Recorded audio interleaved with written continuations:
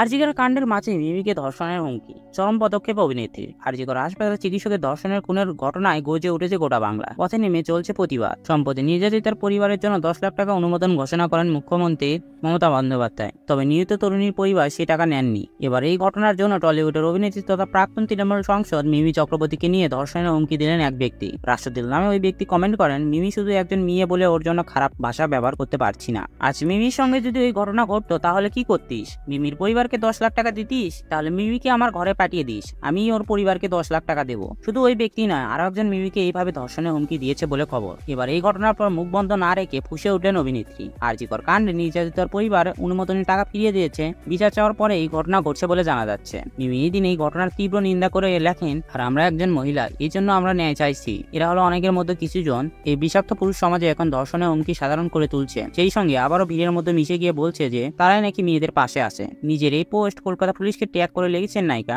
উল্লেখিত 9 আগস্ট আরজিকর হাসপাতালে 4 তলা সেমিনার রুম থেকে এক তরুণী চিকিৎসকের নিথর দেহ উদ্ধার করা হয়। ওই ঘটনাকে কেন্দ্র করে উত্তাল করা হয়েছে রাজ্য রাজনীতি। ইতিমধ্যে ওই ঘটনার একজন সিভিক ভলান্টিয়ার গ্রেপ্তার করা হয়েছে। তবে অনুমান করা হচ্ছে এই ঘটনার সঙ্গে একাধিক ব্যক্তি জড়িত থাকতে পারে। বর্তমানে আরজিকর কাণ্ডে তদন্ত করছে সিবিআই।